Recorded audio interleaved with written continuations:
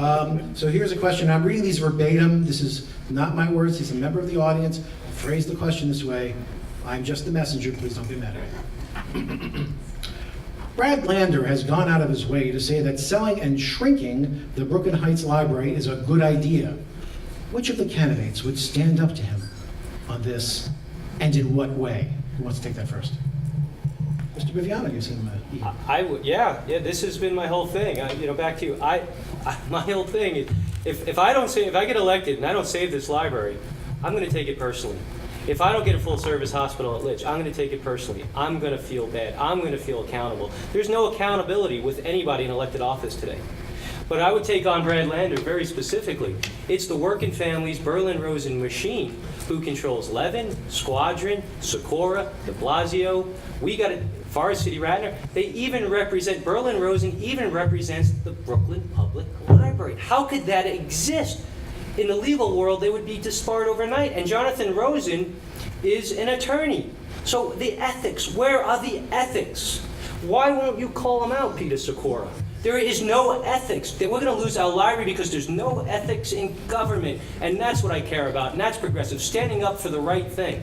And we can save it if we expose sunlight. I started out with a quote from Thomas Jefferson: enlighten the people generally, and tyranny and oppression will vanish like evil spirits at the dawn of the day. That's what we got to do with the library. And then Lander will go skimper back to his district wounded. And that's what we got to do.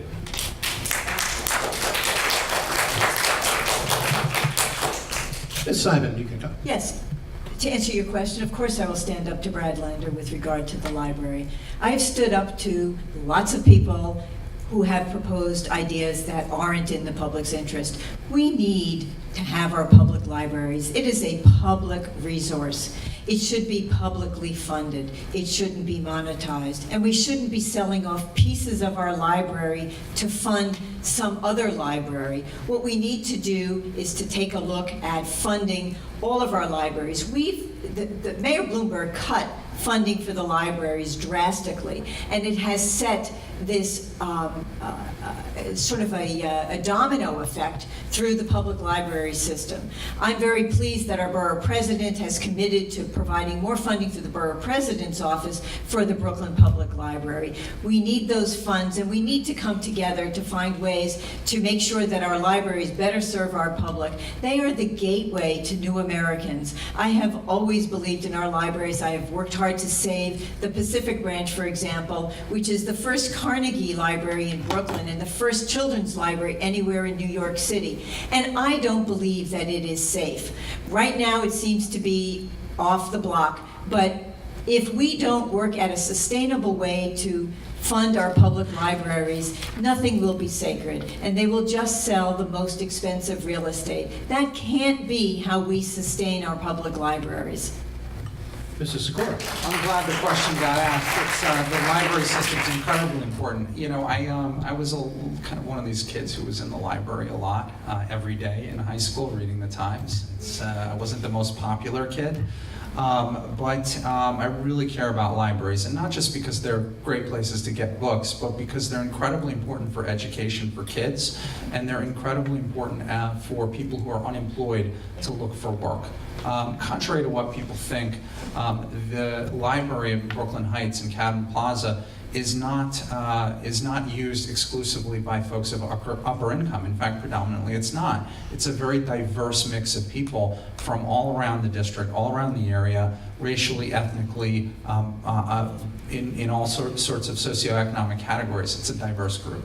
And so we need the library to stay there. So what we need to do is fight against the Brooklyn Public Library's proposal to sell off the library. It's pretty simple. There are a couple articles that Michael White just posted up about the library. That's really actually nothing that surprising. It's exactly what you thought. They have a long-term strategy of selling off real estate in order to continue their operations.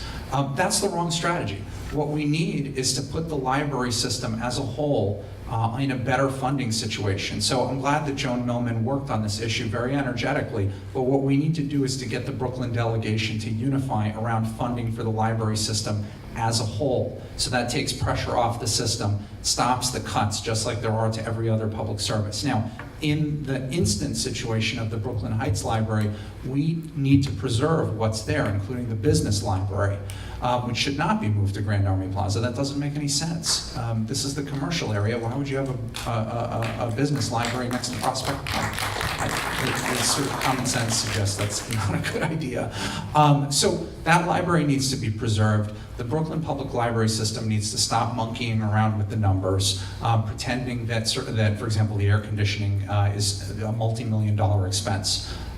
What we need to do is come up with a solution for that library and stop the Brooklyn Public Library System, use the ULURP process and the leverage that the community has, and fight against that proposal so that we can preserve the library that we have.